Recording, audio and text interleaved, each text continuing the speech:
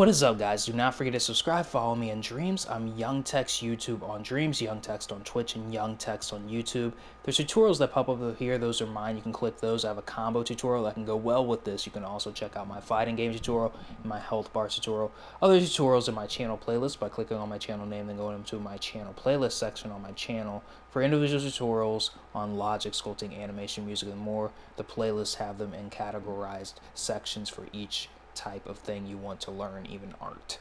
So how do you do button presses in Dreams PS4? Well, I have the square button plugged into my signal manipulator's input. That output's plugged into what would be my attack timeline. You could also plug this into an emitter if you're doing like fireball stuff. Now you'll notice that with this one you'll want to put an on-off switch that powers off or disables your control sensor, or a keyframe that turns this off, or a NOT gate that does that while this animation is in play. The on-in trigger command is inside of the restart timeline command. And this is inside of the power of your timeline, making this happen. And if you hold it like I'm holding it now, and you can tell that I'm holding it by the line up here, symbolizing a signal, but the signal's not letting it go past through there because this is on pulsat on, so it only happens the first time you press it. And you can mess around with this stuff. I usually don't mess around with it if I'm using a signal manipulator. But you'll notice with this kind of method, if you were to press this over and over again, that would happen. Which is why you want to disable your controls if you're going to use the signal manipulator method. You can mess around with these other dials to do other types of things, so mess around with this, such as something like this.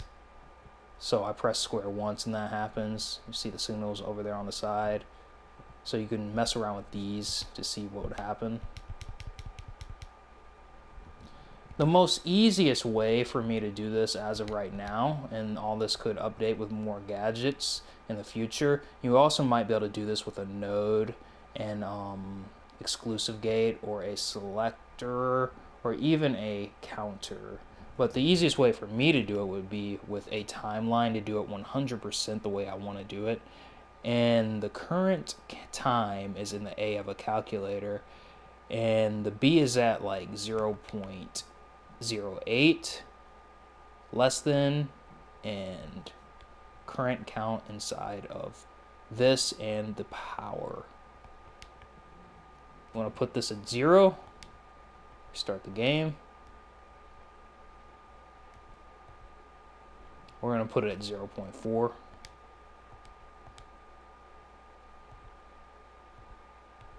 Oh, I know why it's doing that. So we're going to put it back at 0.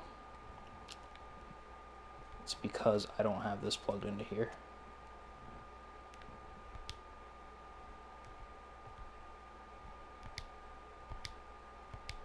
You'll notice that if I press square over and over again, the animation doesn't stop. And if I hold it, the animation doesn't stop. So this is the easiest way to do that. The current times in the A and the power, this is at 0.08. These two are at 0.04. The square button starts the timer, and it's always on. And again, you could disable controls in here. So this is the easiest way for me to actually, do it the way that I want to do it. You could probably make combos this way also. And just so you guys can see this, once you can mess around with this as you please. 200% closer together, so that way the animations are more fast and fluent.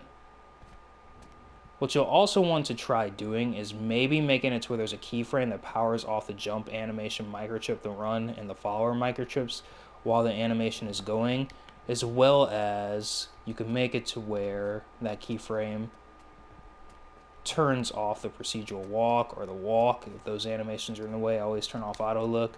And this is what keyframes can do outside of just animating characters. They can do this also, power off that, or they can value slide. Sometimes whenever I need a character to stay still, I also put everything at 0.0. Usually that doesn't happen. I don't know why it's sliding like that. I'll turn down all this, then I'll turn this up with the keyframe, and the character can't move anymore. So if I can't disable the controls manually, I'll do that.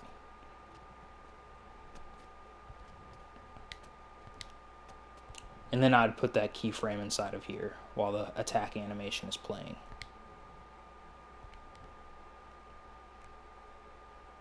You can also use a keyframe to power this off, a keyframe to switch these from playable character to character can't walk anymore, or an on-off switch to disable controls that's in here while your attack is starting.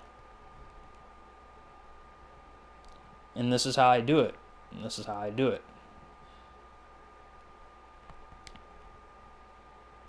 You can pause the video now if you need to.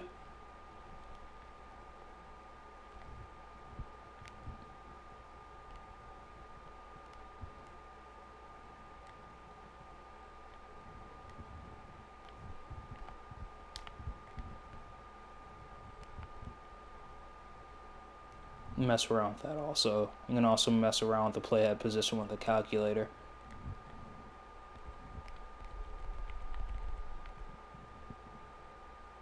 And that's pretty much it, guys. Check out my combos tutorial, my persistent health bar tutorial to get health to stay the same. So like if you left the level, the health will be the same in your next level, like Pokemon sort of. So that's my persistent health bar tutorial. You can check that out. And you can check out my other tutorials in my channel playlist. And also follow me on Dreams. I'm Young Text YouTube in Dreams, Young Text on YouTube, and Young Text on Twitch. Here's a game that I'm working on right now currently.